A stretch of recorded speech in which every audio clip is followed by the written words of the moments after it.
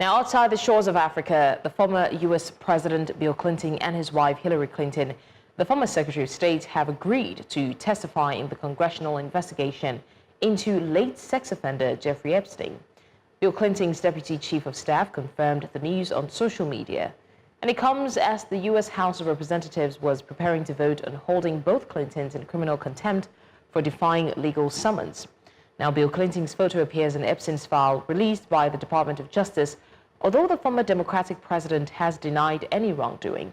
It will be the first time a former U.S. president has testified to a congressional committee since Gerald Ford did so in 1983. And now for more on this, I'm joined by our senior international correspondent and anchor, Afua Hagan. What exactly are the allegations, Afua, being assessed by the Metropolitan Police regarding Lord Mandelson's communications with Jeffrey Epstein, and what might constitute misconduct in public office?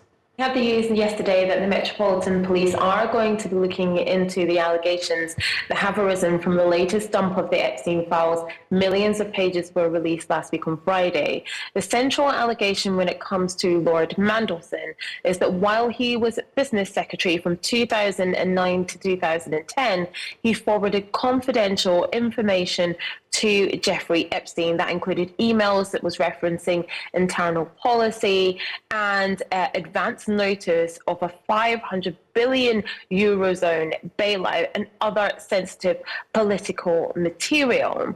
Now, the police said that they've got a number of reports regarding these allegations, and they are going to assess whether they meet the criminal threshold for a formal investigation. So this would be about misconduct in public office. And the context would be that a public official, in this case Lord Mandelson, was knowingly abusing their position by leaking confidential or market-sensitive governmental information to an individual outside the government for improper purposes. Now, the police are going to review and test whether what Lord Mandelson did and what has been released in those files meets that threshold. And we have to say that Lord Mandelson denies any wrongdoing, and he's also expressed his regret about his association with Epstein. He also resigned from the Labour Party on Sunday night. Right. Now, Bill and Hillary Clinton have agreed to testify in the House Epstein investigation after resisting subpoenas. What changed? What impact might their testimony have? I think what changed is, again, this data dump, these millions and millions of pages. It was perhaps becoming untenable for them, and they realized that they did have to speak to US Congress. Again, both Hillary and Bill Clinton have denied any wrongdoing, but they have decided that they will comply with the request to speak to the US House Oversight Committee. This will be in the form of transcribed closed-door depositions before the committee. Like I say, they deny any wrongdoings or any substantive knowledge of Epstein's criminal activities.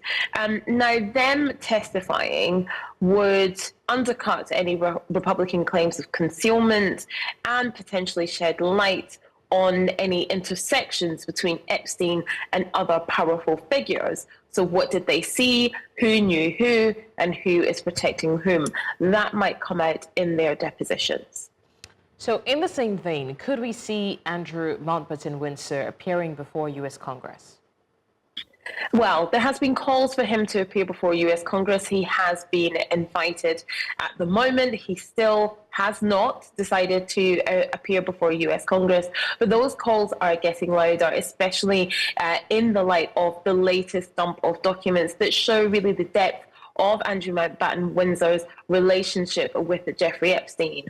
Now, he cannot be he can be summoned, he can be requested to appear, but he cannot be extradited at this time because there are no criminal charges leveled against him by the United States. If criminal charges were brought against him, then he could be extradited from the UK to the US to appear before law enforcement officials and Congress. At this time, nothing is set in stone.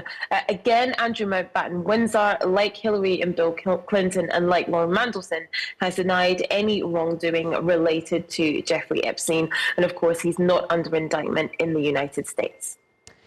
Okay, before we let you go, in the latest wave of disclosures, why has Sarah Ferguson's charity, Sarah's Trust, announced that it will close indefinitely? Sarah Ferguson, the wife of Andrew Mountbatten-Windsor, well, the ex-wife of Andrew Mountbatten-Windsor, rather, has had the charity Sarah's Trust for a long time. And it's decided that it will close for the foreseeable future. Now, it's described as a grassroots organisation that has helped do humanitarian work around the country during the COVID-19 pandemic. They gave out food parcels to 15,000 people. Now, the release of these Epstein documents has really made life very difficult for Sarah Ferguson. She too denies any wrongdoing, but she has been dropped as a patron for several charities. And now the closure of Sarah's Trust comes amongst pressure from the release of those documents, from her reputation basically going down the pan. Now, Sarah's Trust have said that there has been discussions for a while that the charity would close, and yesterday they decided that for the foreseeable future, the charity will not be operating. And Sarah Ferguson, really implicated in the Epstein files, sending emails back and forth to Jeffrey Epstein, calling him the brother she never had, that he was a loyal friend. She also took her daughters, Beatrice and Eugenie, to see Epstein after he had been convicted of sex offences. All right, News Central senior international correspondent and anchor Afua Hagan there on the Epstein files probe, and definitely News Central is still fully on ground to cover more of the story.